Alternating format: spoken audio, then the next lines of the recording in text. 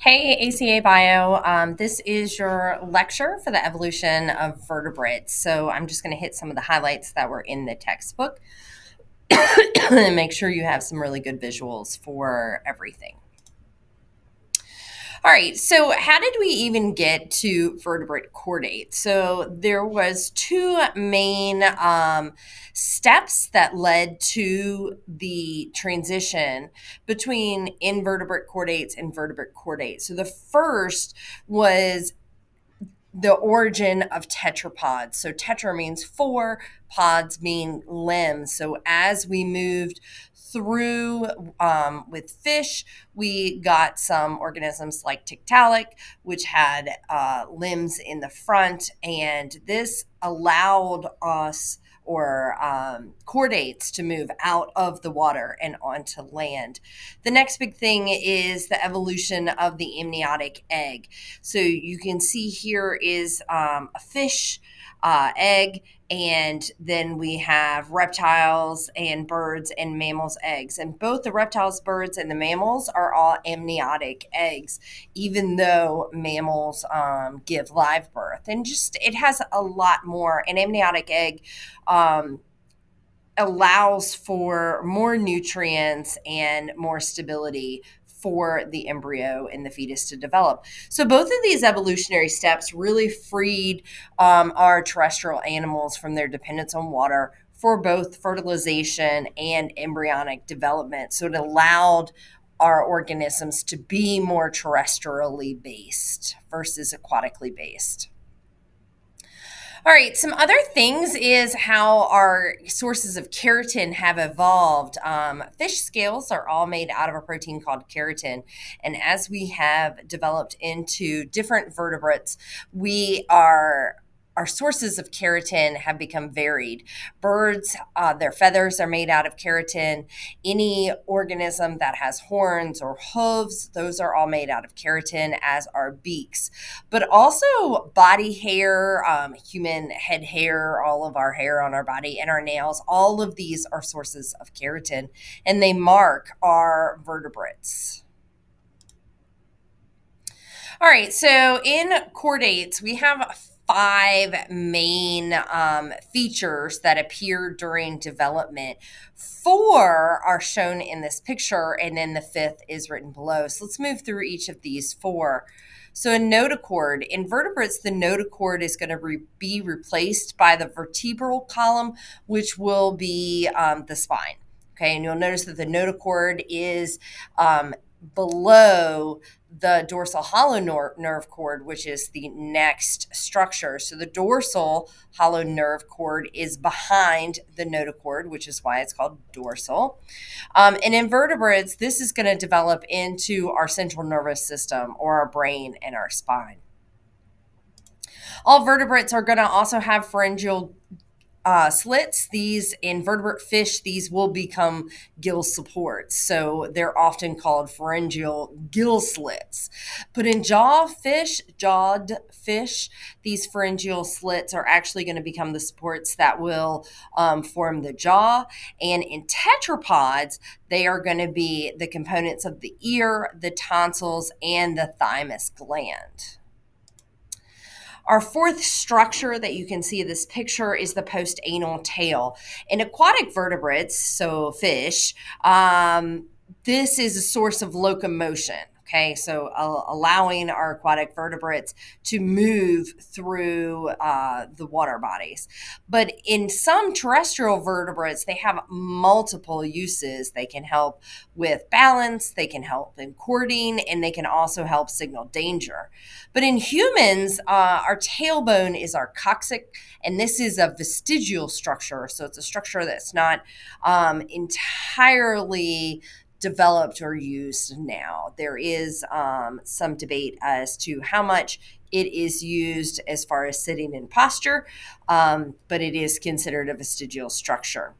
So the fifth structure that makes up our vertebrates is the endostyle, and that is located on the floor of the pharynx. In its job is that if it stays as an endostyle, it will secrete mucus and will help with moving food. But in most vertebrates, this will become the thyroid gland. All right, so what are some distinguishing features of mammals? Let's move into our group of mammals. So we talked about the importance of keratin just a few minutes ago. All mammals have hair that is made of that keratin protein. That hair could be insulation in order to help warm us. It could be a sensory mechanism. It could be for protective coloration, or it even just could be social signaling to others in our group. All mammals have secretory glands in the skin, four main types of secretory glands. Not all mammals will they may not have all of these, but most do. We have sebaceous glands, which are going to secrete sebum. We have eccrine, which is a gland that's going to secrete our sweat. We have apocrine, which is a scent gland. So not all mammals have the scent glands. And then we, of course, have mammary glands, which will secrete milk. And all mammals have mammary glands. All right. So mammals also have multiple jaw muscles. So you can see this little guy here chomping away. These multiple jaw muscles, and there's four main muscles, allow for both up and down, but also side to side movement of the jaw. And this is unique to mammals.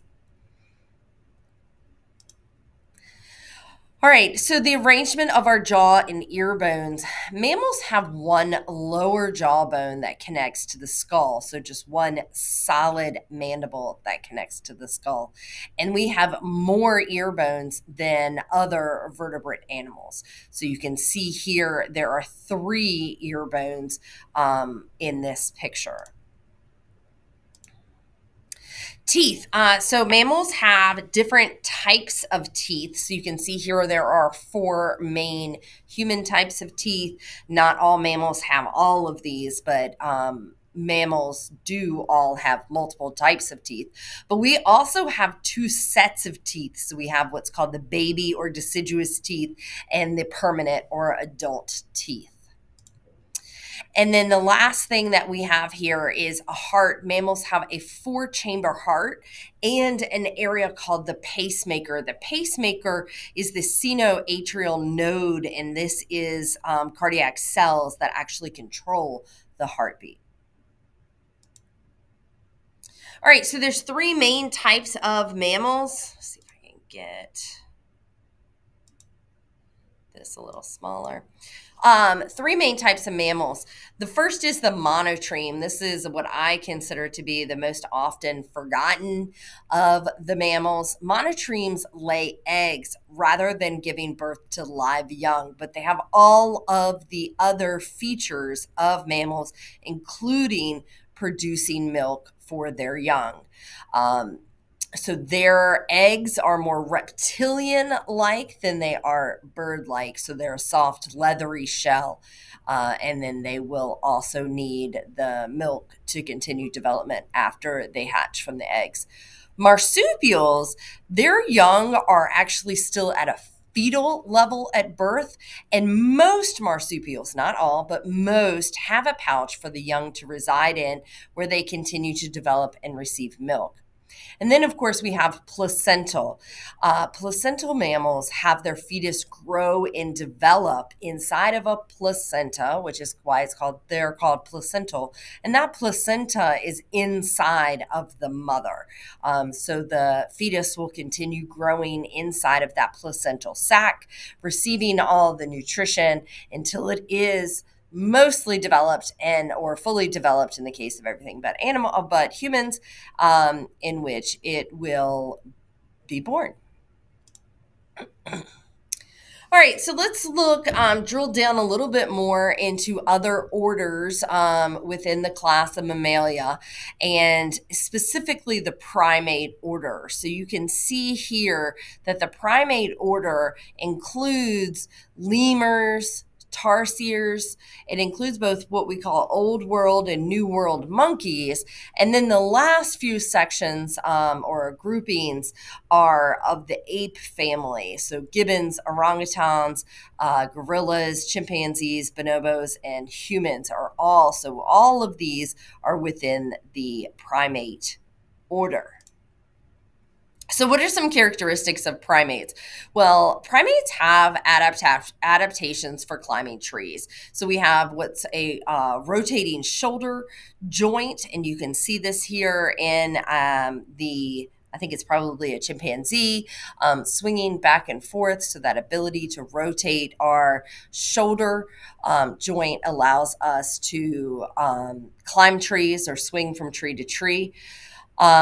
Also, primates have a big toe that's separate on the foot. Now, humans don't have this, but we have evolved to not need that as we don't live in trees. But the third adaptation for climbing trees is this idea of stereoscopic vision. And you can see in this tarsier here that although each eye has a separate field of vision, there's a large overlap, and that is what that stereoscopic vision is. Primates don't have claws. Their claws have turned into nails. So where a claw would have been in other mammalian species, such as dogs and cats, all primates have nails instead. Our brains, all primates' brains are large relative to their body size. So you can see some breakdown here of brain to body size, and that's why the brain sizes are bigger. Most primates only have one offspring, and we have an upright posture. So different characteristics of primates. All right, so apes are the group of hominoids. So here are our apes. All apes typically have no tail. They spend most of their time on the ground, although they can go up in trees and move from tree to tree. When they are on the ground, they support their weight on their knuckles when walking as a quadruped versus on their palms. And again, moving closer to the humans, the apes all have larger brains relative to their body size. All right, so again, focusing on this idea of a hominoid. So hominoids are all of these organisms, starting with our great apes. And so all of our hominoids have some characteristics. This chart is showing the evolutionary relationship between the hominins or hominoids in relation to our modern humans. So I have circled our modern humans down here. And we have a few markers that distinguish humans from other hominoids. The first, by this skeletal picture here, is showing our bipedalism and upright posture. So that is one characteristic that separates our modern humans or Homo sapiens from other hominoids.